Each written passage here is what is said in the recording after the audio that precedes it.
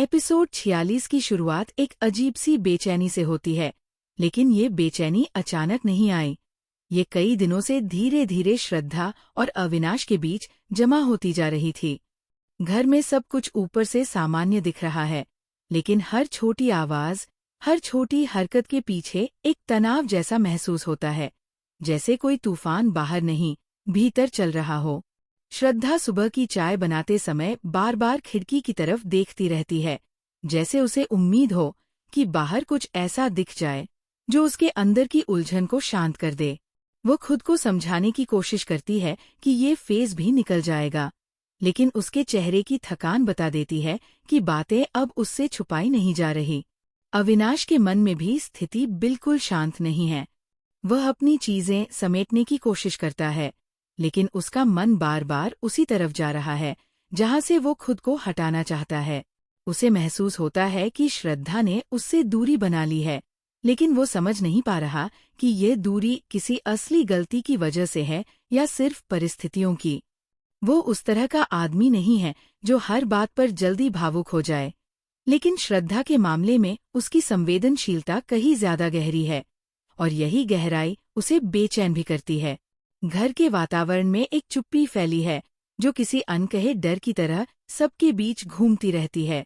एक सीन में दिखाया जाता है कि श्रद्धा किसी से बात कर रही होती है, लेकिन उसका ध्यान बार बार अविनाश पर जाता है, जो कमरे में मौजूद होते हुए भी कहीं और खोया खोया लगता है।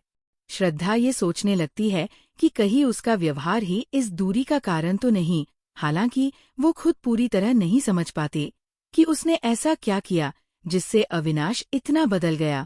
उसके भीतर एक अपराध बोध जैसा उभरने लगता है, लेकिन वो खुद भी नहीं समझ पाती कि वह किस बात का बोझ महसूस कर रही है। इस एपिसोड में संवाद से ज्यादा खामोशी बोलती है। अविनाश और श्रद्धा जब आमने सामने आते हैं तो दोनों के बीच कोई बड़ा झगड़ा नहीं होता, लेकिन उनके बीच की हवा में इतना कुछ तैरता है जिसे शब्दों की जरूरत नहीं। अविनाश श्रद्धा को देखने की कोशिश करता है, जैसे वह उसकी आंखों में जाकर जवाब खोज लेगा, लेकिन श्रद्धा की आंखें खुद इतनी उलझी हुई है कि वह भी खुद के जवाब ढूंढ रही है। दोनों एक दूसरे को महसूस करते हैं, लेकिन समझ नहीं पा रहे कि इस दूरी को कैसे पार करें। श्रद्धा पूरे एपिसोड में दो लड़ाइयां लड़ रही है, एक अपने मन से, दूसरी अविनाश की बदलती हुई चुप्पी से। वो खुद से सवाल करती रहती है कि क्या रिश्ते ऐसे ही बने रहते हैं?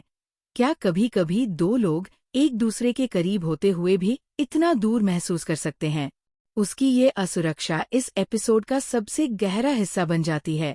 वह चाहकर भी शब्द नहीं चुन पाती, क्योंकि उसे डर है कि जो बोलेगी वो सही तरह समझा भी जाएगा या नहीं। दूसरी तरफ अविनाश की उलझन थोड़ी अलग तरह की है। वो श्रद्धा से नाराज नहीं, लेकिन वह महसूस करता है कि श्रद्धा उसकी हर बात में किसी और अर्थ की तलाश कर रही है। उसे लगता है कि अगर वह अभी कुछ बोलेगा तो शायद बात बिगड़ जाएगी। वह यह भी सोचता है कि कुछ बातें समय के साथ साफ हो जाती है, और शायद यही सही तरीका है, लेकिन फिर उसका मन उसे कहता है कि अगर वो इतना इंतजार करेगा तो श्रद्धा और भी दूर चली जाएगी। एपिसोड का सबसे गहरा पल वह आता है जब श्रद्धा अकेली बैठी हुई अपने आप से बात कर रही होती है। उसकी आंखों में एक ऐसी थकान होती है जो सिर्फ शारीरिक नहीं बल्कि भावनात्मक होती है। वह महसूस करती है कि रिश्ते को संभालना सिर्फ कहना भर नहीं होता। कई बार इंसान को अपनी भावनाओं को खोलकर सामने रखना पड़ता है, भले ही उसे डर हो कि कहीं सामने वाला उसे गलत न समझ ले। इस पल में दर्शक को साफ महसूस होता है कि श्रद्धा टूटना नहीं चाहती, वह सिर्फ समझी जाना चाहती है। अविनाश भी एकांत में बैठकर खुद को समझने की कोशिश करता है। वो याद करता है कि शुरुआत में श्रद्धा उसे कितनी साफ लगती थी।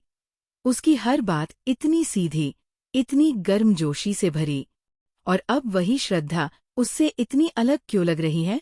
उसे एहसास होता है कि शायद वो खुद इतने सवालों में उलझ गया है कि उसने श्रद्धा की भावनाओं का बोझ समझने की कोशिश ही नहीं की। एपिसोड का अंत बिना किसी बड़े ट्विस्ट के होता है, लेकिन दिल पर भारी असर छोड़ता है। श्रद्धा और अविनाश दोनों एक ही घर में हैं, एक ही छत के नीचे, लेकिन दोनों अपने अपने मन की दुनिया में ऐसे फंसे हुए हैं जैसे दो किनारे जो पास भी हैं और दूर भी। इस बात का एहसास साफ दिखता है कि अगले एपिसोड में कुछ ऐसा सामने आएगा जो दोनों को तय करने पर मजबूर करेगा कि ये दूरी बढ़ेगी या टूट जाएगी।